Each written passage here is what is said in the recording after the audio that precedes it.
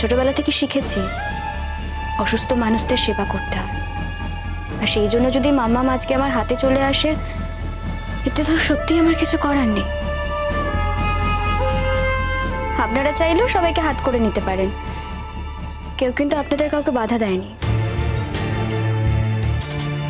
আর আমি কোনোদিনও কাউকে হাত করার জন্য কিচ্ছু করিনি। সবাই আমাকে ভালোবেসে আমাকে আশীর্বাদ করেই আমার কাছে এসেছে।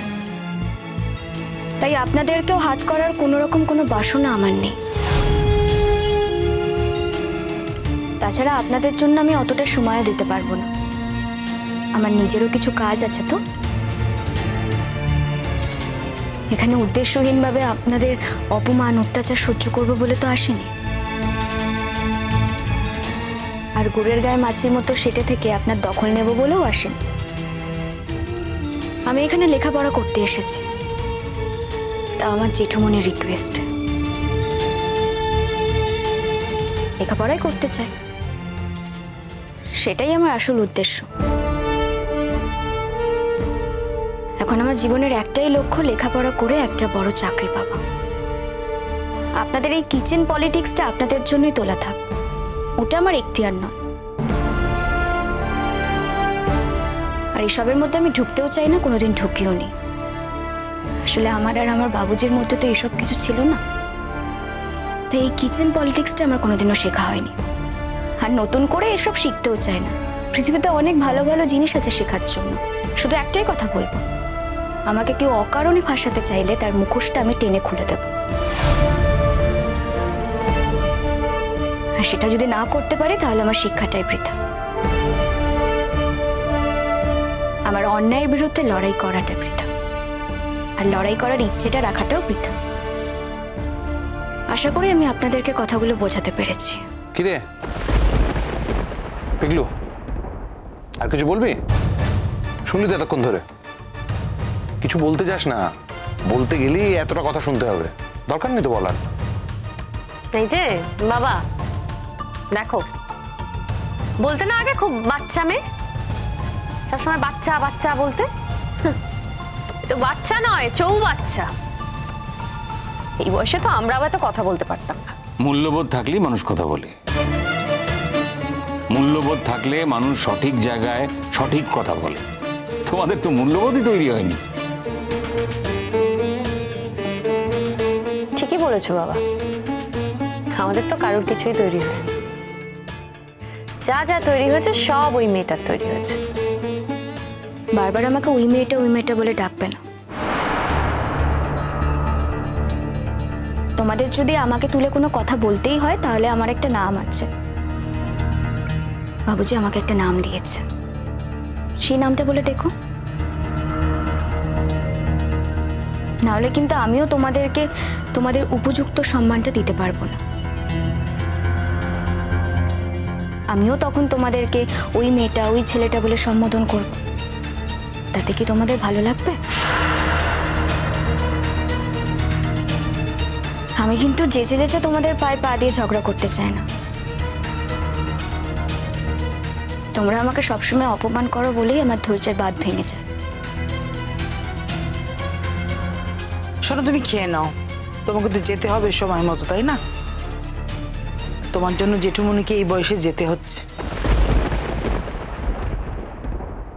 আম্মা, আমি কিন্তু চাইনি জেঠুমনি আমার সঙ্গে যাক, কিন্তু জেঠুমনি তো কথাই শোনেন না। আমি তো চাইনি মাম, আমার বাবার যদি কিছু হয়ে যায় না, আমি তোমাকে ছেড়ে দেবো না বুড্ডি। আস্তে, এত পিতৃভক্তি না দেখালেও চলবে। পিতৃভক্তি দেখানো সেখানেই হতো যদি সেদিন তুমি ফর্মটা নিয়ে আসতে। যদি তুমি আজ গুড্ডিকে নিজে বলতে যে তোমার কলেজ আজ প্রথম দিন, তুমি আমার সঙ্গে কলেজে যাবে, তাহলেই পিতৃভক্তিটা হতো। সরি বাবা, তুমি ভুল বলছো। প্রথমত তোমার ইচ্ছে মতো আমি চলতে পারবো না। যেগুলো রাখা সম্ভব সেই কথাগুলো নিশ্চয়ই রাখি, কিন্তু সবসময় তোমার কথা মতো মর্জি মতো চলবে এমনটা হবে না। দ্বিতীয়ত, এই মেয়েটা আমাদের বাড়ির যাবতীয় অশান্তির মূলে আছে। আমার ভাই ওকে পছন্দ করে না, আমরা ওকে পছন্দ করি না। তৃতীয়ত, যদি মেয়েটিকে আমি পছন্দ করতামও, তাহলেও আমি হাতে ধরে ওকে কলেজে নিয়ে যেতাম না, সেটা তুমি জানো। বাকিটা তোমার উপর। আর তুমি তুমি ঠিক কোন কারণে তোমার দায়িত্বটা পরিহার করলে? আমি তো দায়িত্বই নিইনি, তাই পরিহার করার কোনো প্রশ্নই উঠছে না।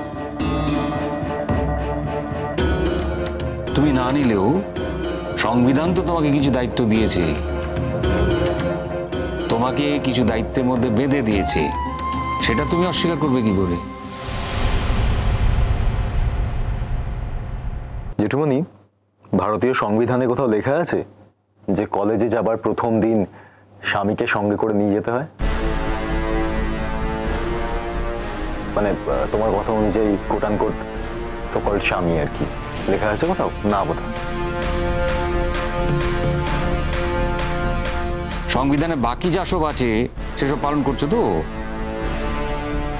ভেবে দেখো, সংবিধানে দেওয়া অধিকার রক্ষা না হলে মানুষ কিন্তু সেই অধিকার আদায়ের চেষ্টা করতে পারে। না বলবো কেন, আমি তো জানি এরপরেও আমার এগেনস্টে থানা পুলিশ করবে, আমি রেডি আছি। কখনো না। বিশেষ করে আপনার মতো একটা মানুষের জন্য থানায় গিয়ে নিজেকে আমি ছোট করতে পারবো না। তবে হ্যাঁ, আপনি যদি ডেলিবারেটলি আমাকে অসম্মান করতে থাকেন, অপমান করতে থাকেন, তাহলে কিন্তু আমি থানায় যেতে বাধ্য হব।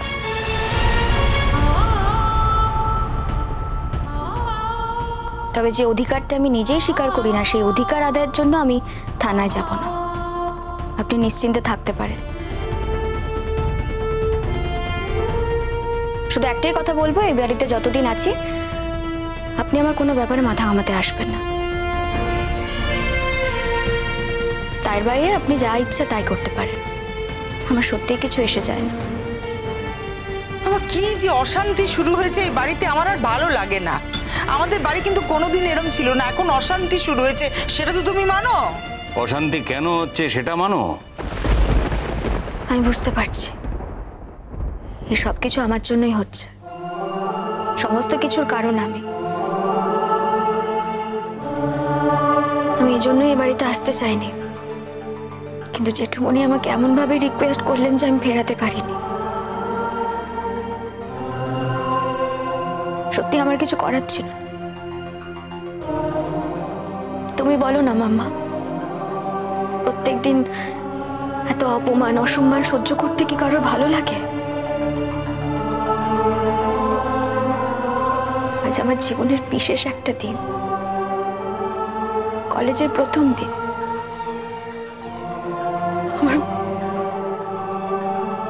আমার বাবুজি থাকলে হয়তো এই দিনটা আমার জীবনে অন্যরকম হতো। বাবুজি তো নেই, আমার এমনিতেই কিছু ভালো লাগে না, এমনিতে মন ভালো নেই। তারপরেও যদি এই তুমি খাবার খাবে তো? চলো ঘরে চলো, আমি খাবারগুলো নিয়ে নিচ্ছি। ভাইয়া আমাদের ঘরে এসো, খাবারটা ওখানেই খাওয়া হবে। এখানে যতক্ষণ থাকবে এই সমস্ত নাটক দেখতে হবে আর সহ্য করতে হবে। চলো। ঈশ্বর না করুক তোমার জীবনে এরকম নাটক আসুক। সত্যি যদি তোমার জীবনে এরকম কোনো নাটক ঘটে, হয়তো সেদিন তুমি বুঝতে পারবে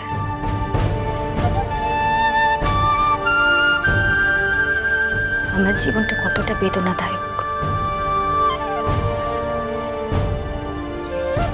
কতটা পেইনফুল।